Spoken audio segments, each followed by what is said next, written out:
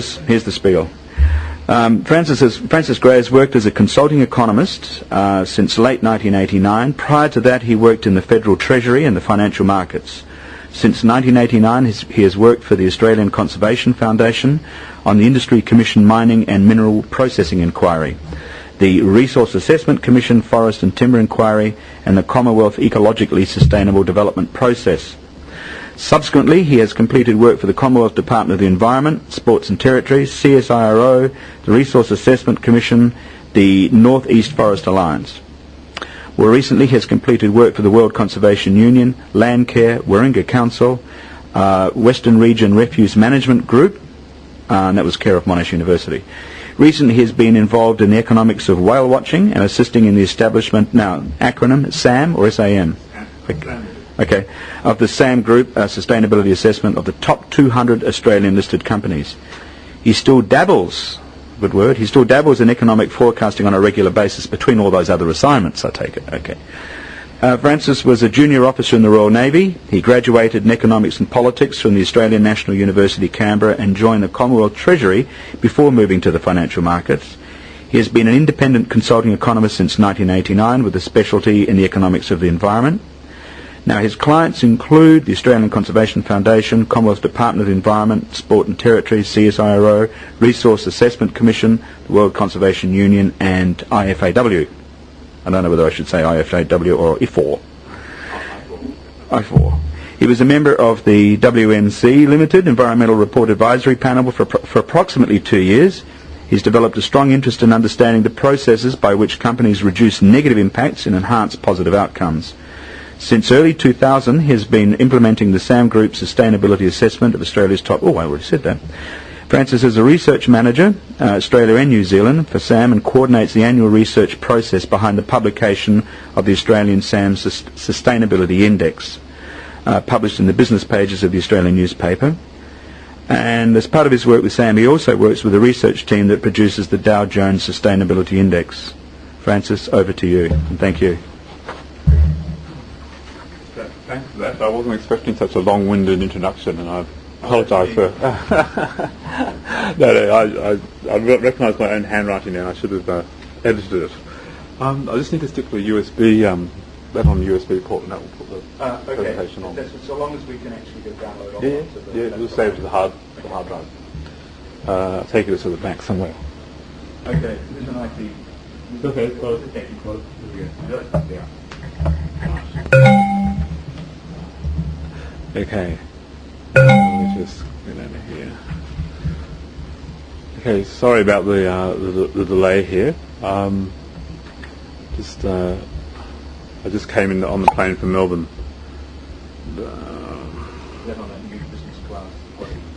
No, it's on Virgin Blue, the cheapest I could get. It's financial markets attitude to everything. At least in my part of the financial market, anyway.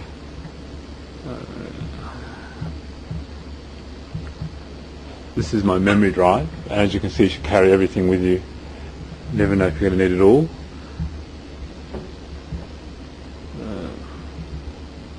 I haven't provided my presentation yet to the organisers, but it will be available after this. Okay, there we go.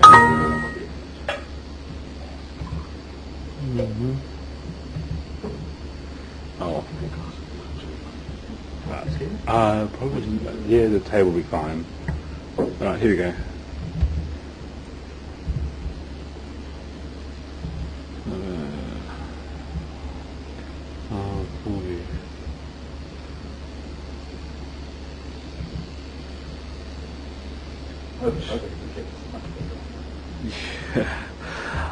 I was actually going to speak without the slides, and there we go. Right. Okay. Good morning. Now that I've come back from playing with the IT, I'm not sure how many people have been here for the whole 3 days, or whether you've all only been here for this session or what have you. And I was also wondering, I'd like to actually know where you've come from as organisations, because that would also help me in what I do. I was wondering, would you like to just say where you come from, perhaps, and just quickly who you are and where you come from? That would.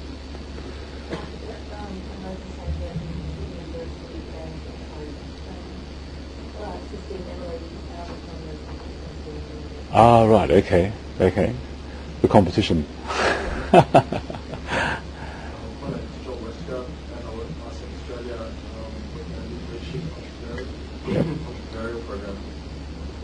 Yeah.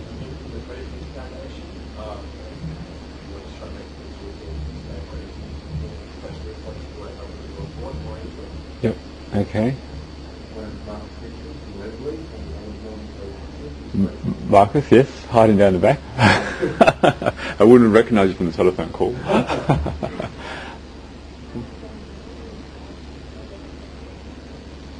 I'm sorry, Jody, where did you say you're from?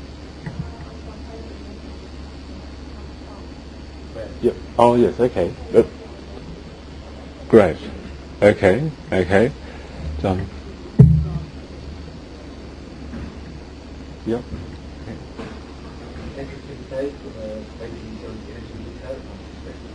Mm-hmm. Okay. Yep. Okay.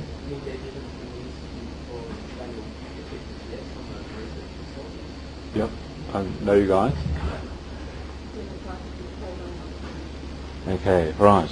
So we've got a good mix here, because our focus at SAM, and I'm not sure how many of you will be familiar with us, but I know some of you will be, is obviously on the corporate sector, the listed corporate sector. But the sustainability lessons and ideas that we draw from all of this, we think apply across the board to everybody. And given the spread of the people in the room here, I think that's actually quite appropriate for today. And I was also going to say, because there's only such a small number of us, please just, if you've got questions, just throw them in as we're going along, because there's a lot of buried stuff in this area.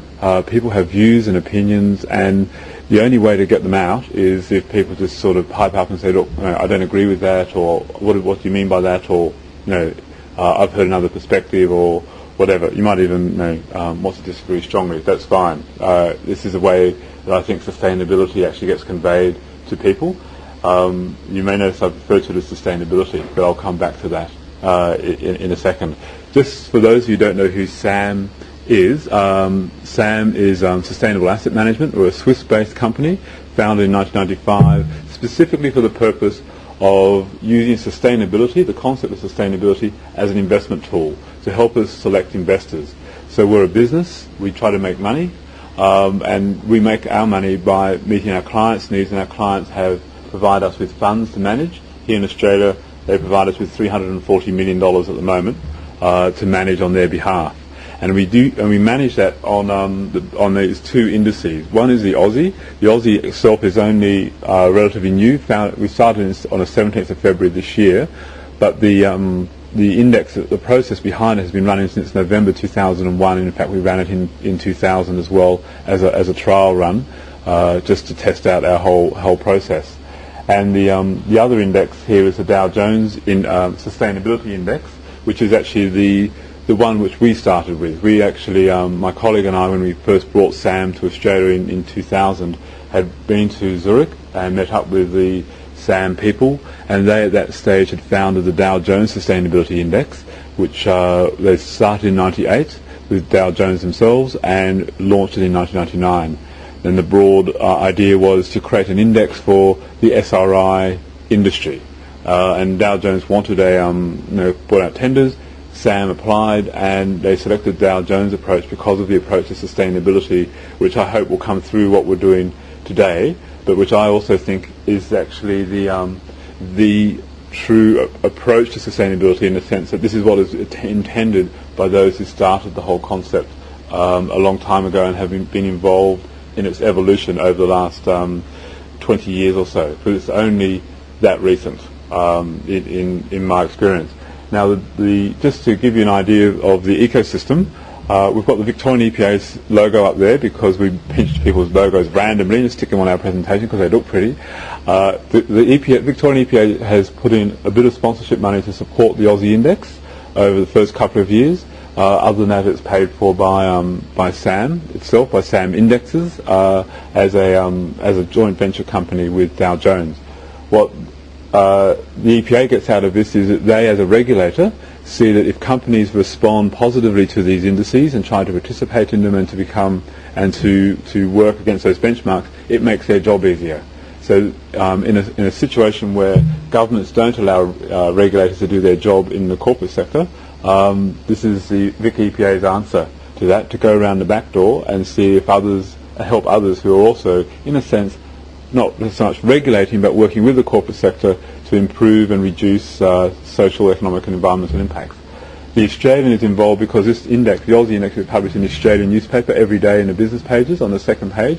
It's almost invisible if you don't look very closely, but it is definitely there, and it allows you to compare the Aussie index against the S&P 200, and you can actually see how your investment in the Aussie would have gone the day before versus buying the entire market.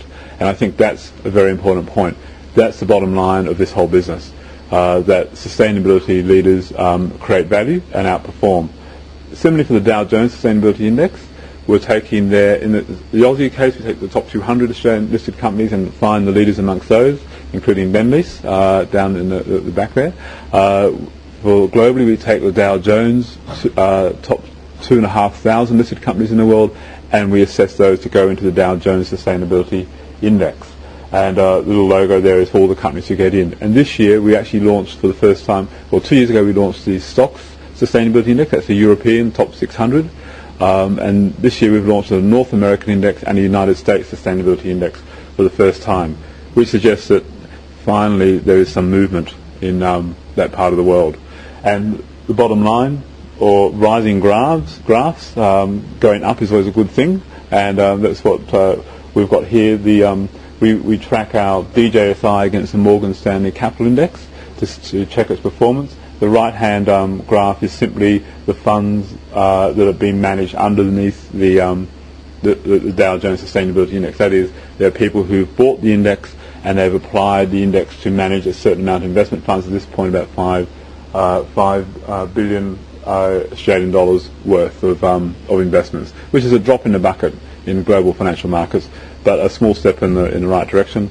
And that's the Aussie versus the S&P 200 over the last few months since February, basically showing that we're tracking it extremely closely. And in fact, in this last year, we've actually started to outperform, though we have had over a 3-year period, we have actually underperformed, and I'll come to that in a while. For SAM, an investment management company, we manage about $1.8 billion globally as a company directly. That's separate from the $5 billion that's managed against the index by other companies who bought licenses to the DJSI. So this is a serious business, and as you can see there, we manage about $341 million here in Australia on behalf of 6 superannuation funds with 800,000 members between them, and we tell those members all about sustainability. We encourage them to tick the sustainability growth option on their superannuation form, because then they're backing our sustainability leaders. Obviously our business grows when they do that, but we are hopefully also sending a signal to the market. We are also hopefully backing the long-term value creators in the Australian top 200.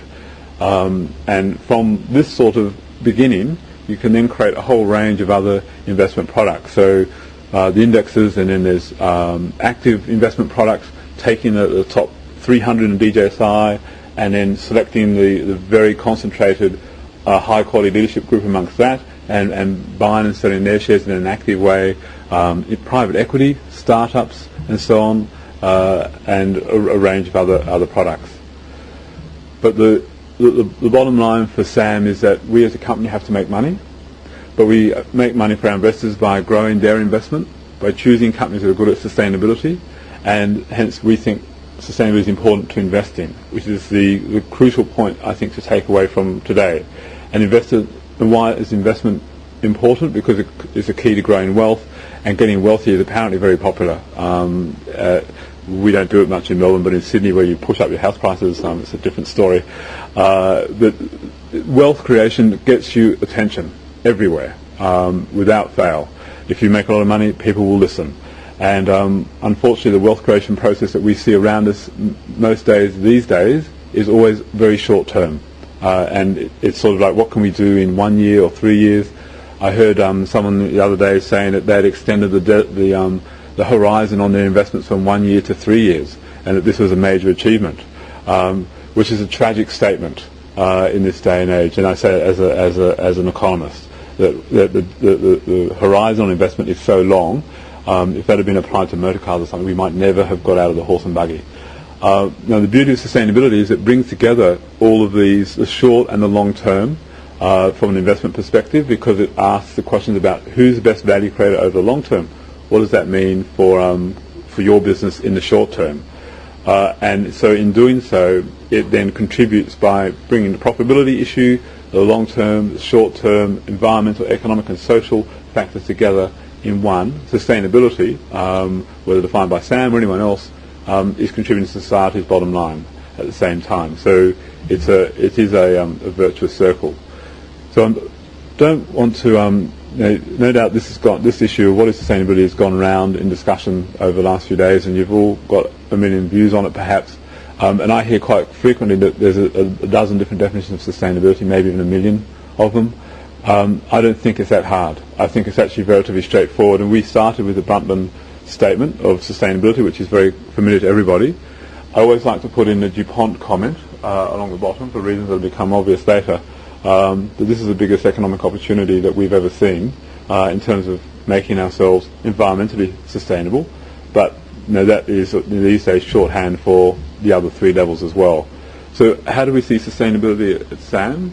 We see it at the global level, about people living on this planet for the long term, of future generations going on into the future until the sun evaporates 5 billion years hence and it's all over.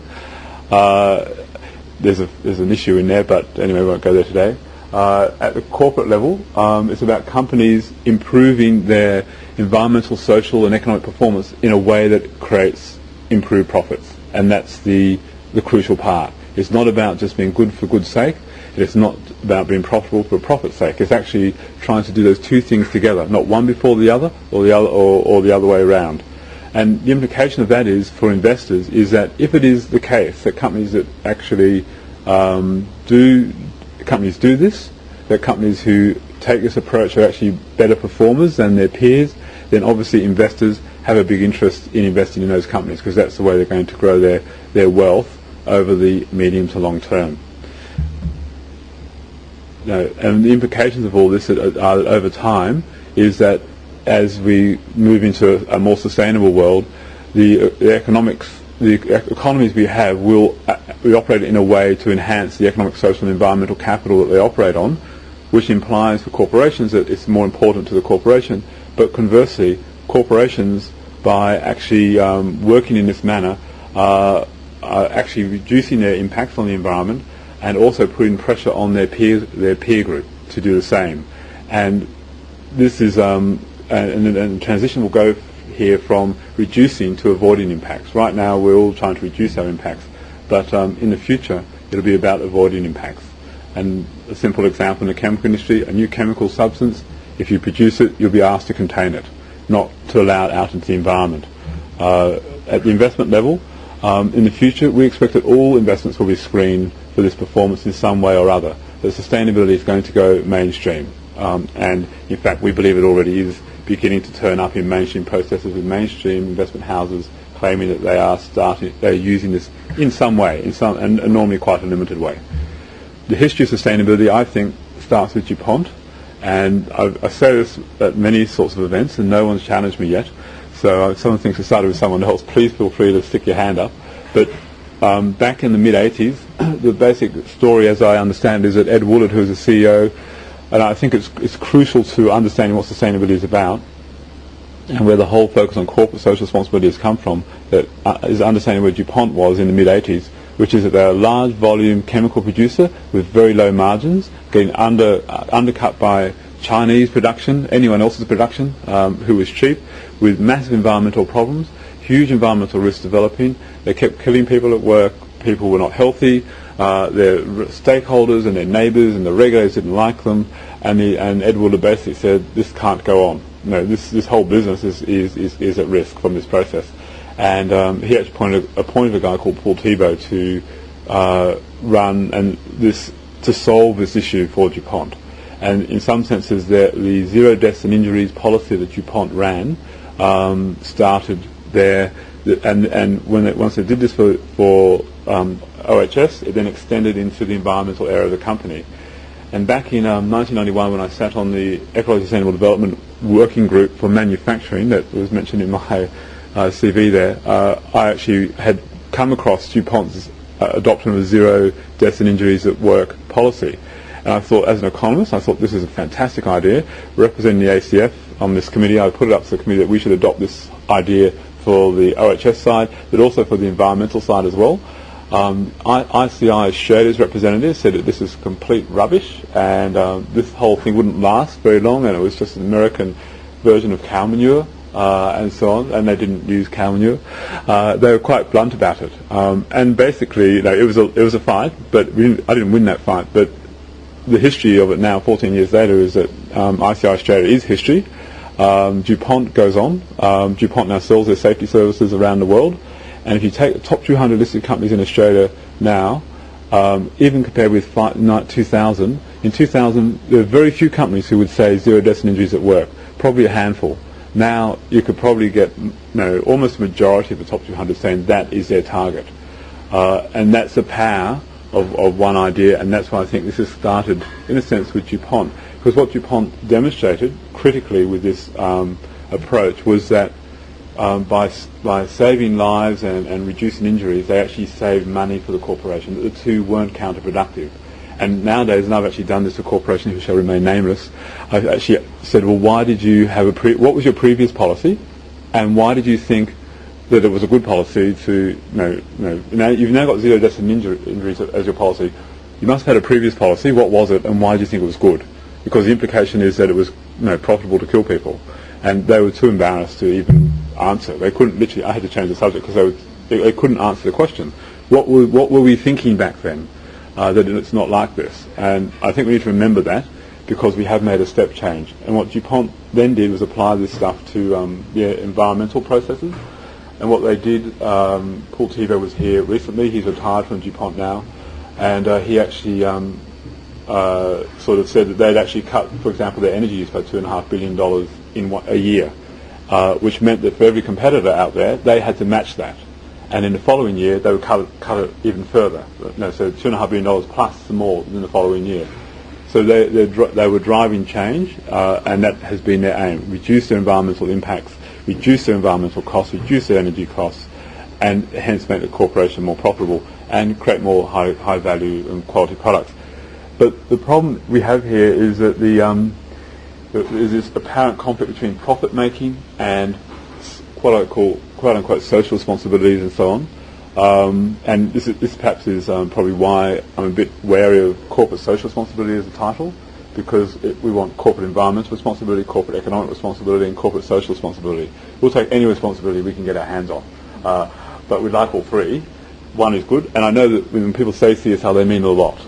Which is fine, but the other problem we have with responsibility at SAM is there's no opportunity in here. There's no corporate social opportunity, economic opportunity, environmental opportunity, because what we're saying to companies isn't just go out and be good, and look after your responsibilities well. We're saying seize the challenges your industry faces and use them to create value, and that's a crucial point, because as the dot point there says, MBA schools have contributed to the problem we presently have. In my lifetime of being an economist, when I started at ANU in 1983, MBAs were just starting to turn up out of all the finance schools and so on. Most of them were trained in economics a little bit, unfortunately, not the whole lot, just a little bit, and they were all told corporations about maximising shareholder value. And from somewhere in the late 70s through to somewhere in the mid-90s, the whole world changed, and every corporation was maximising shareholder value. And the idea of the old patrician-style corporation who looked after people, which was a certain style of corporation, was wiped out in that process. The cowboys had always been there, and they always will be, but there was none of the old-style patrician types who actually said, no, well, actually there's more to being in business than being in shareholder value. and in fact we lost the language, I think, for exploring or explaining any of that, even if we had had it in any articulate or coherent way. And I think what sustainability is now doing is putting that back together, or not so much putting it back together, it's building a much stronger house on top of this framework. Because at SAM, obviously, as an investment company trying to make money, we look for profit creation and we look for shareholder value. Fundamentally, that's what corporations are there for. But what they've missed out in the equation, in our view, is that shareholder value is a dependent variable in an equation. And an equation is made of all these other independent variables, such as research and development, design, governance, management, employee training, employee commitment, morale, stakeholder support, regulator support as opposed to regulator opposition. There's a million different variables that make a corporation work. The whole point of that shareholder value maximization phrase was to simplify the management of business. Because you can't simplify business, because business is complicated. It's life. And it's not going to change just because you come up with some phrase. So all the rest of it was still there. It's just got ignored. And people interpret it as, let's go out and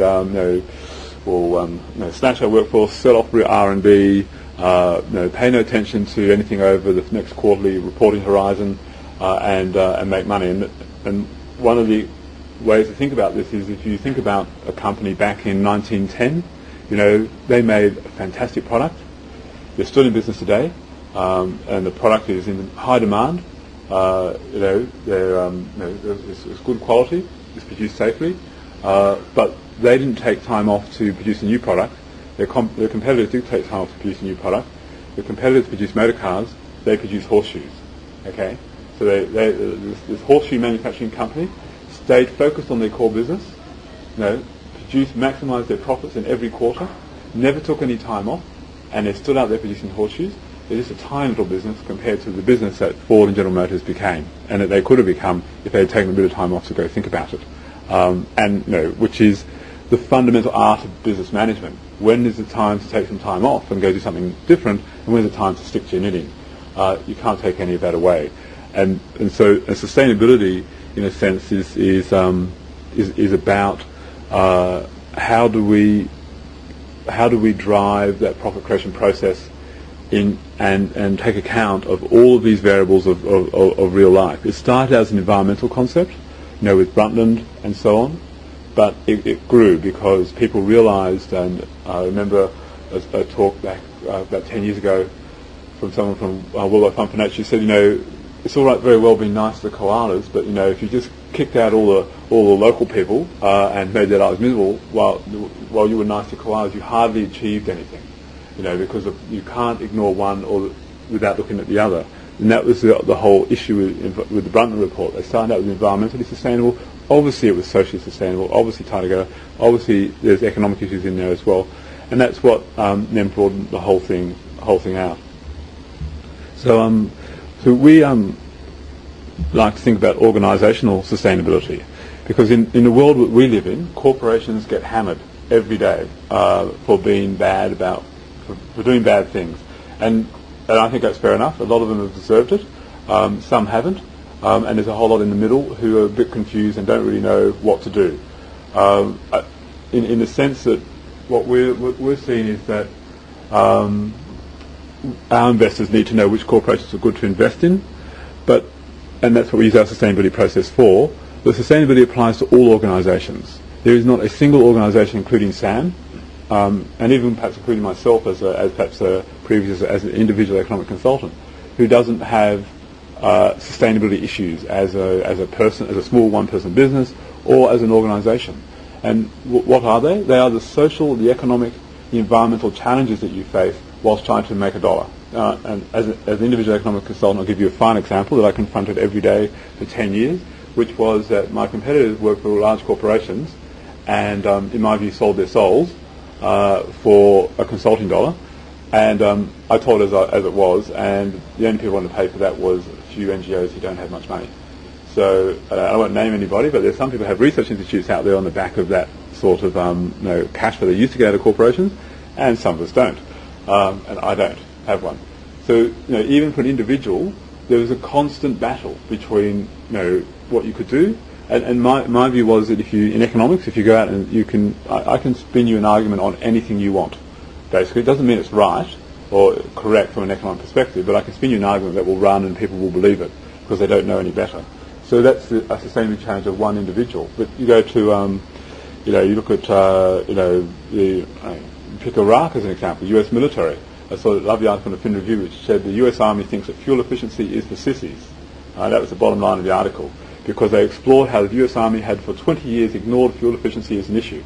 Now they're there in Iraq with this massive logistical fuel train sitting behind their military machine, which is twice as long as it needs to be, because they never bothered to look at fuel efficiency, which means that they presented their terrorist opponents with a target twice as big, because they had this silly view that fuel efficiency is for sissies. So sustainability issues applied to them. They just haven't taken that whole of organisation view. What is this group, this organisation, this community all about?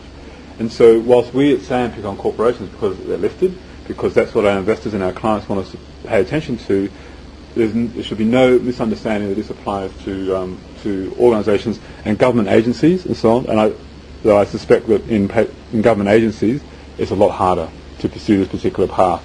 And I actually have recently, in the last 2 days, had a conversation with my local council over childcare funding for childcare centres, where the mayor basically said, well, why should childless people pay for funding of children in childcare centres?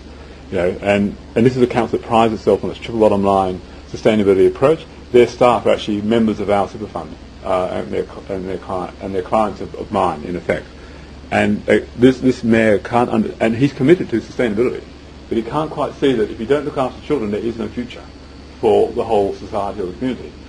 And one could despair if one hadn't been around long enough to see that sometimes things do change and they get better. And I think they are getting better, slowly but surely. So all organisations need to change. So this is our SAM view of what corporate sustainability is all about. Creating long-term shareholder value by managing the risks of the environmental, social and economic developments. This is the boring Swiss version, as I call it, and it's also the sort of corporate speak version. I prefer the economic version, which is internalising the externalities of a business, so that every business, every organisation has negative externalities: social, economic, and environmental. You've also got a mission to create profit if you're a corporation, if you're a government agency, to create something, to do something. So your mission is to undertake that task that you're being given and do it in a way that actually reduces your negative externalities, wherever they may be and whatever they may appear to be. So where externalities, I call externalities negative externalities, not positive externalities, unintended consequences of the business, unintended negative consequences. Unintended positive consequences, society will embrace you and encourage you. In fact, they should probably pay you to create more of them, whatever they happen to be. In corporate speak, we call them challenges because it's more neutered expression. But when we talk about challenges, we're talking about negative externalities that are a serious problem for our society. And we always pick on Shell as a company here with a very thorough approach to sustainability in terms of their, and as this sort of diagram demonstrates, that they've got the dollar there, but they've got social, natural capital, environmental capital, and they've got an effort to say we're trying to find a way of integrating our production process with these other requirements, but in a way that's also profitable at the same time. And in some sense, that's what we're looking for from all of our companies. Now, the problem that we have is that we're an investment company and we want to make money with our investments. So when we talk to potential clients, as opposed to those that we've brainwashed into putting money in with us, they say, look, how do you make money out of all of this? Because they might hear what we say about organisations or corporations using sustainability to create value, but then they look out at the marketplace and there's such a massive information out there that it's hard to discern the trend. We've always used this particular matrix from the sustainability.com website in their buried treasure section which has this correlation between a whole lot of financial variables across the down the left-hand side, and your left-hand side, and across the top, we've got a whole lot of sustainability variables. And the dark green are strong correlations between the sustainability variables and the financial variables. The yellows and the greens are moderate or light correlation, and red is negative or no correlation at all. And the beauty of this website is when you click on the cell, it actually opens out and gives you the research that underpins that particular conclusion. And it's quite an interesting piece of work, and I think quite powerful in terms of giving people a sense of where value can be created. Because one of the other issues that we see is that in corporations, and I'll give you WMC as an example because WMC don't exist anymore. They had a plant in Western Australia that produces sulfur dioxide, and they had a plant associated with a plant in Queensland also produced sulfur dioxide emissions. In one plant, they cut the emissions back by installing some new equipment and what have you, found they could boost production, and they attributed that to just putting in advanced technology and being an efficient business. In the other location, they did the same thing, but they attributed that to an environmental improvement that was an example of the environment contributing to their improved bottom line. So if you let the accountants get loose on this, the things start to move around. People can't see where the value is created and why it was created. And it's quite important to be clear about what we're trying to do. And so this sort of conceptualization ought to be something that you take back to your company and say, well, where do we fit in this matrix? How do we create value around these particular variables? So we've used that as our guide, and hopefully you can. It's a bit hard to find on their website, but I recommend that you take a look at it. Now, from the point, so we've covered organisational and corporate sustainability. We've covered the sense of value creation, that we want to create value, and that we're going to also try and find ways of creating value within the company. But one of the issues that we have is that people still don't get sustainability. And one good example from our experience is in 2002 we put British American tobacco into the Dow Jones Sustainability Index. And in Australia and the UK and the United States, but mainly in Australia, we were excoriated for putting a tobacco company in the Dow Jones Sustainability Index. What people hadn't appreciated was that back in 1999, in the first year of the index, we actually had a tobacco company in there, but it was an Austrian tobacco company. And no one in the Anglo-Saxon world can actually speak German, and no one realised it was in there. It got taken over in the first year and vanished. And after that, for 2000, 2001, we banned the entire industry because we considered that the entire industry was so bad in sustainability terms that we couldn't have them in there. And what do I mean by bad? Well, I can't find any other way to describe it. You take an industry like tobacco, who basically have manipulated the public policy process.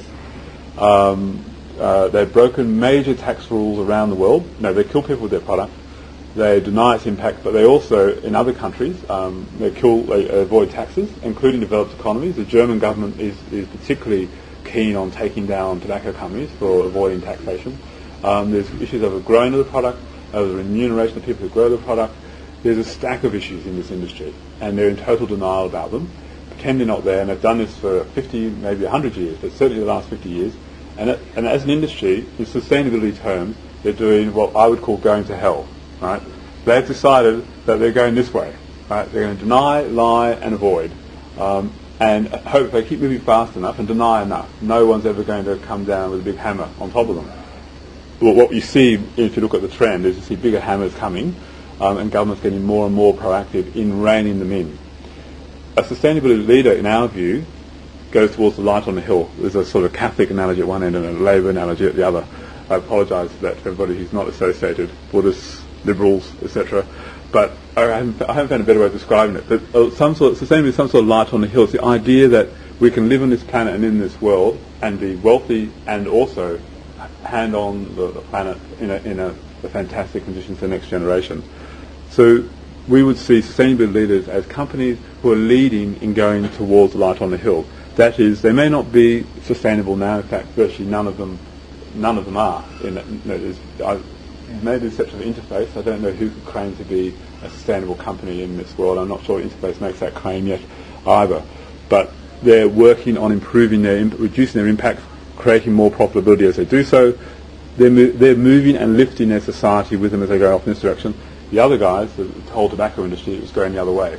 Now, in our view, in the tobacco industry, unless you're prepared to ban it and say that it's illegal, which we're not prepared to do, and if you talk to the anti-tobacco lobby here, they will say we're not going to ban the industry. So we're not going to treat it like heroin and other drugs, even though it is a drug industry. Therefore, you must have a vision for this industry, which is not what it is now, but it is something different for the future. Now, obviously, to vanish would be a good thing, but in the absence of people getting off their addiction to tobacco, that seems unlikely. So, what is that vision? And in a sense, what are the companies present in the industry doing about it? Well, as we said, they're moving the other way. And so we put BAT in because BAT in 2001 made a decision to start going in the other direction.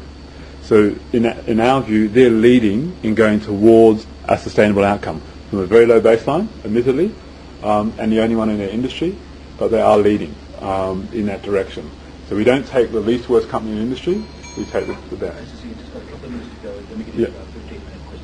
Yep, okay, all right.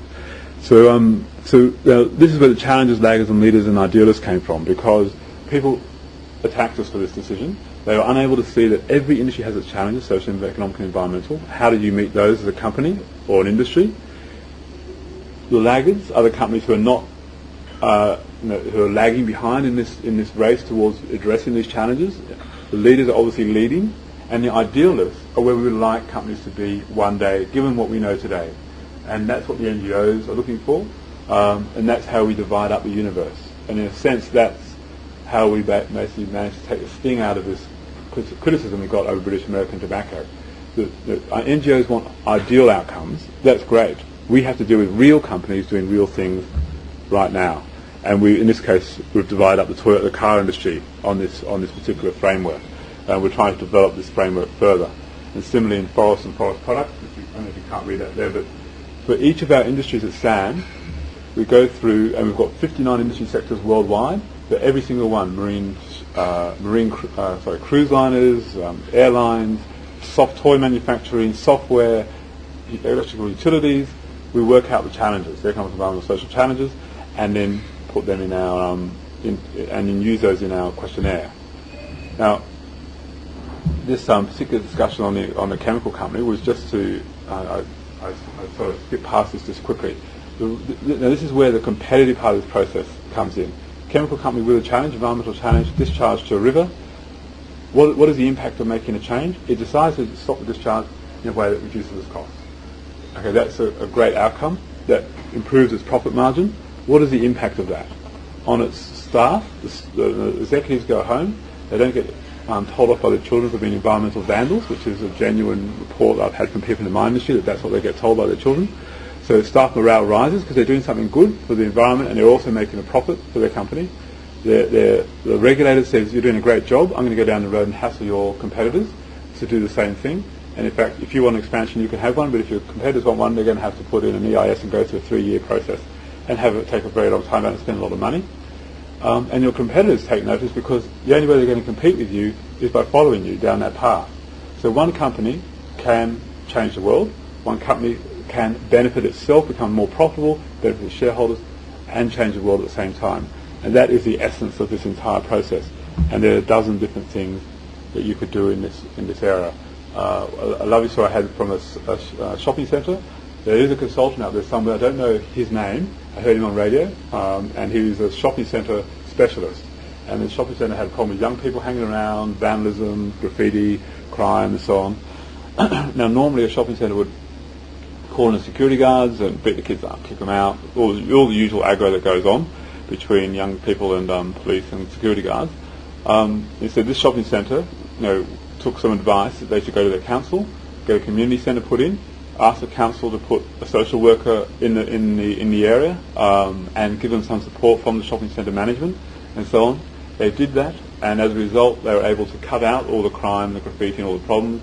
The centre actually grew its patronage because parents felt it was a better centre to go to, it was safer for their children, and over the long term that centre has actually done better than other centres who took the discipline, crime, heavy-handed security approach. So it applies at that level in a shopping centre. And this is why at SAM we have economic, environment and social sustainability. The environmental you all get, I think, is quite clear. Social we all struggle with, what it actually means. Doing no harm seems to be one thing that everybody can agree on, whatever that is, and so on. But economic is actually, ironically, the one that most people completely neglect, and it includes corporations in that. And this is where the CSR is a bit responsible for not rolling out the term. But economic responsibility is, for example, in a marketplace, not trying to rig the market so that you benefit and your competitors lose. We won't talk about telecommunications in that vein, but the opportunity to act as a monopoly player is quite common in Australian industry, and has been a common trend in the Australian industry. We think a sustainability leader fights for a level playing field for all to compete on, and seeks to compete by using its product and its competitive strengths, not by rigging the market. Because in the long run, you bring it back down on yourself. To be completely utilitarian about it, as opposed to moral about it, you bring it back down on yourself, because governments will regulate you harder and stronger. Your brand and your reputation will suffer from that process at the very least. And it's also, you're actually introducing your staff to a very interesting attitude. With my accounts, be honest and reasonable, but in the marketplace you can do over your competitors in an unfair manner. That's hardly a message you really want to send to your staff. Short-term versus long-term, another economic issue. Strategic planning, corporate governance, we've put under the economic area. Research and development, how do we know that you've got the balance right between R&D for the long term and what you're doing for the short term in your company? We're well into the question time. Well into the question time. I know that there's compromise morning tea. No, absolutely. So does anyone want to ask questions? Or No, just finish off. Yeah, no, that's fine. Sorry, you... well, there's another 60 behind us, but don't worry about it. I wasn't going to go through them all. Right, I wasn't going to go through them all. I was just trying to give you that outline of sustainability from our perspective. So, if you've got a question, please. One of the messages about the Mm-hmm. I know that activism in China is recently for major chemical here, and I was wondering how, well, there is a kind of cultural thing around your whole notion. Well, what the things are. Indeed, yes. What's your perception on how things play out? All right.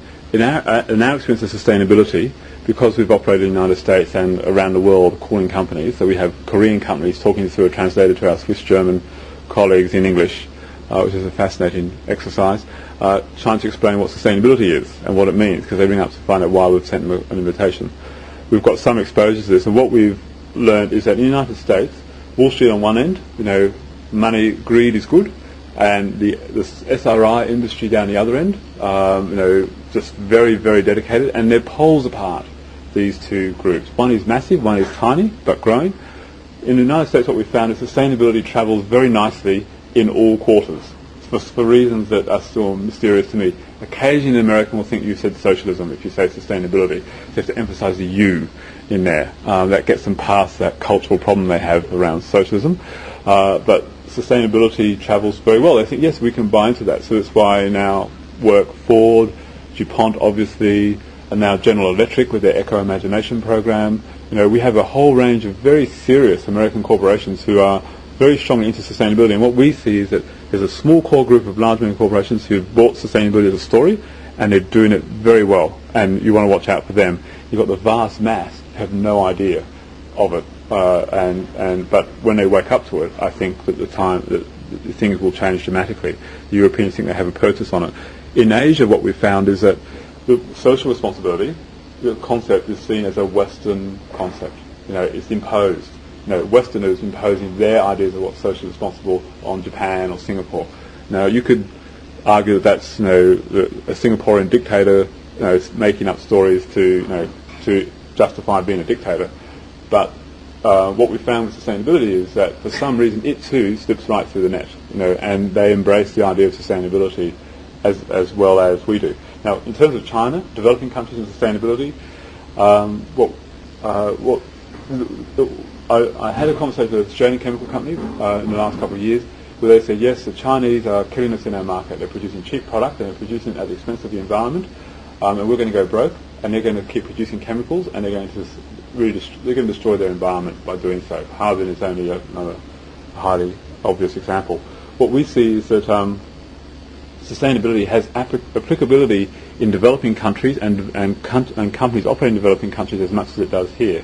If you take the Chinese government as an example, when they decided that forestry was damaging their environment, overnight they banned the entire forest cutting industry. 1 million people lost their jobs in one hit, and they didn't compensate anybody. That was it. It was over. You can't cut down a tree in China. Now, when the government of China, and they're already waking up, you can hear them waking, to the dangers of their chemical spills and the emissions of the environment, it's going to be an almighty bang, probably people getting bullets in the head, no more emissions to the river. So any company in China who wants to have a long-term future in China has no choice but to take this sustainability path. Now, they may not know it exists, but in China, of all places, with such an intensely developed, and such a high population density, an incredible rate of economic growth, they, least of all of us on planet Earth, can afford to sustain this sort of process. And they've got a government that doesn't seem to be too loath to come forward in terms of getting things fixed if they want them fixed. So to protect your own business in China, you need to go down this path. But if you're a multinational going to China, you need to bring that insight with you. And if you're a company in Australia competing with them in China, your only option to survive in this world, in my view, as a chemical company, is to go to zero environmental impact, is to actually work out how to produce your products and chemicals without having an environmental impact at the same cost, and preferably at a lower cost than you're doing today. And of course everybody will go, you can't, no, it's impossible. But that's the whole problem with sustainability. It's always impossible before you do it, and after you do it, hybrid car, whatever the revolution was, it was now immediately obvious. So that's how I would characterise that. Yes, the environment that were at the expense of maybe social responsibility. No, why? So why does it work at some social responsibility? I don't know. I wasn't advocating a bullet in the head for a chemical spill.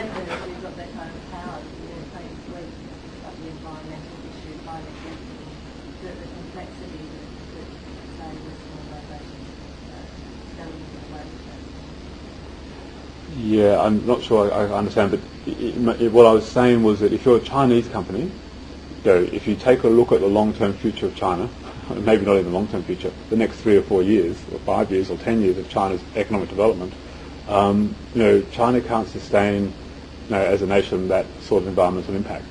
So something's going to give. Either there's going to be, huge environmental problems, and people are going to get very unwell, and there's going to be rioting and all sorts of issues, and the government will, and the nature of the Chinese government when they act is they act in a pretty ugly manner. So if you're a Chinese company, for your own preservation and market opportunity, you would move down this path of your own volition. So sustainability has something to say to you, even though you're in the supposed third world, where supposedly you can trash your environment and your people in order to get your rung on the capitalist ladder. And when I say that with full knowledge of the history of the Industrial Revolution, that the Industrial Revolution was built on blood and bodies and environmental disaster, in the past. So it's not as if they have a great role model to follow. They're just doing what we all did. But the lesson of sustainability, I think, over DuPont, is that your business is better off for having gone down this path than for having just sat there and polluted away and basically poisoned its own nest. Can we get any more questions, please? Yes, one. Presumably, your fund managers and analysts, their performances range over a fairly long time frame, perhaps longer than the average. Indeed. Time frames and how that turns out in the market when you pay those people well enough. Yes. Yeah. Okay. We are fighting on this issue. Here to show that our only products are these 2 unit trusts, which back the Aussie and the DJSI. And we have to say to everybody, as I said to you, that these are medium to long-term investment products, that is 5 to 10 years. because the market interprets long-term as 5, which they never do, as normal as being 3 maximum. Like, so for us to win a client, their asset consultant who advises them, all of them say that 3 years, they will judge an investment product over 3 years. So at the end of 3 years, if you haven't outperformed, you're off. That's it, it's over. Right? We're saying, no, this needs 5 to 10 years, because as you see, we hug the benchmark very closely. So we're not going to, we could lose a lot of value quickly, or we could gain a lot of value quickly, but we've got to give it a time. So, and the irony of the whole Brundtland thing and sustainability is that as you watch its trajectory, it heads straight back into the financial markets, right into the middle of Wall Street, right into the middle of Collins Street, where there you've got a lot of very short-term focused people saying, how can I make a buck in the next hour on trading shares, right? And people who will say to you, it doesn't matter. All this stuff is irrelevant to what I do. So what we are saying is that to our super fund clients and to our potential super fund clients is that you're in a long-term business. And in fact, our biggest client is Vic Super, the Victorian Government Super Fund. I recommend everybody have a look at their website. They've adopted sustainability as a core value. They've put 10% of their Australian equities into our sustainability portfolio. They're the first super fund in the world to produce a sustainability report. And if you talk to their CEO, Bob Welsh, he'll say, well, we're here for the long term. We've got members who are going to be in this fund for 30 years. And when they retire, they need the money from our fund to live a good life. And they need the world to be in a good shape to lead a good life. And it is bizarrely irrational for us to back companies who are making the world a worse place to create investment funds so people can live in that horrible world that we're now creating. And he actually is driving a change in that. He's actually pushed the investment horizon back to force others to, down the value chain, because of the super fund industry, fund managers, people who compete with us, go in and say, yeah, we do active management, we can make money in 5 minutes or 2 hours or whatever. So he's actually pushed that back, and it's something that I think is going to get picked up by the rest of the superannuation industry, which is good for corporations because they're under pressure at the other end from these people, the analysts in the middle, who will say it's only about making profits, and they then put pressure on the companies to perform, even though they say they don't do that. In effect, they do. So there is something happening out there, but it's very early days. But I think it's going to be pretty big, and you'll see. I suspect the market will divide itself up into. I want investments that are over this time period. 1 year, 2 years, 5 years, 10 years, at certain risk levels of certain characteristics. That'll be the new world. Because we face this problem. When I said we have underperformed in the last, if you look at our figures over 3 years, in the first year we outperformed, second year we went flat, third year we dropped, this year we've come back. We dropped because October 2003 we didn't hold the Commonwealth Bank in our 70 companies. The Commonwealth Bank issued a policy which said we're going to be a new which bank, that is we're going to create a new culture in this bank. It was on the front page of BRW, it was a cover page, it's no big secret. The market bought the story, the Commonwealth Bank share price soared, we didn't hold them, and because there's such a big proportion of the market, our performance went down and kept on going down. And all we could say to our clients was, this is our story, that sustainability leaders deliver over the long term. And what we're saying is that the CEO of Westpac is a good example. He said on a business program, this is the shortest statement on sustainability that I've yet got, which was happy staff make for happy customers, make for happy shareholders. Right? That was it. That's why I'm doing all this CSR stuff. Now, if that's true, then if Westpac staff are happier, person for person, every minute of every working day, then at the coalface, minute by minute, day by day, in theory, all other things being equal, they're pulling ahead of their unhappier peers at other banks. Okay, and at the end of the day, that the dynamics, the profit generating capacity of Westpac will gradually pull ahead of its peer group, and it will be acknowledged in the market. In the meantime, the market does this. As one day it buys, David Murray's signed his shoes today, we're going to buy the shares. David Murray's not signed his shoes today, we're not going to buy the shares, we're going to sell them. That's what markets do. They trade on the rumour But the point of the process is that over time, they converge around the truth. And It's probably a much more comprehensive answer than we thought you were going to get. So- I'll take one last question from over there. Remember, you're staying for morning tea. yes, no, I'm staying for morning tea. I'm trapped in Sydney now because I haven't got a flight out yet. Quick question. I was going to ask how SAM Group's workload is increasing in terms of maintaining the ratings for companies, in terms of the demand for companies to be rated. Mm-hmm.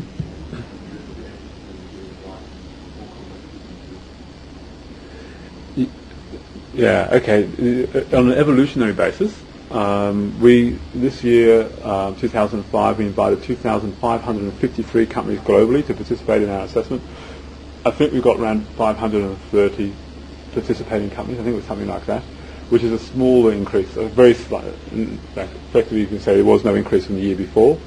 The numbers seem to be holding around that in terms of corporations voluntarily participating. But bear in mind that if you look at the DJSI, 24% of the companies in there are UK-based companies. Now, people think sustainability is a European concept. I'm here to tell you it's a UK concept. The UK has got it far better than anyone else has got it. Here in Australia, so they're 24% of that pool.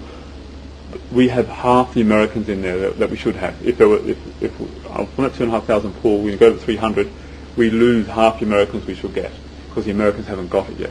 But when a General Electric goes to echo imagination as a business policy, there's something happening. So there's a change coming there, and we feel that coming. Here in Australia, we see our participation rate has plateaued for the last couple of years. But what we're seeing is when you look at the top 200, increasingly this year the food and beverages sector suddenly had environmental data out there. In 5 years of doing this, they've never had that there.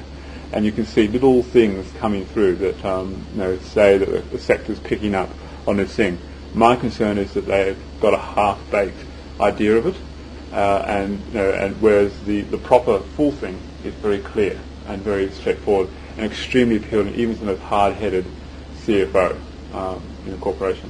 So in terms of our workload, we've actually outsourced some of our work now to India, being a social responsibility.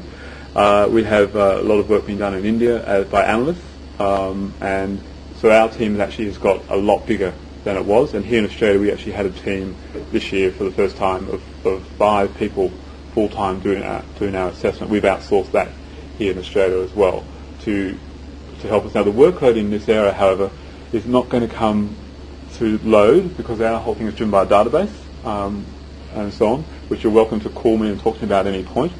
It's actually driven by corporations who actually participate. So you take the mining sector. In the mining sector, everybody's got an environmental report these days. They've all got sustainability reports, all the big ones, and they're 10,000 pages long.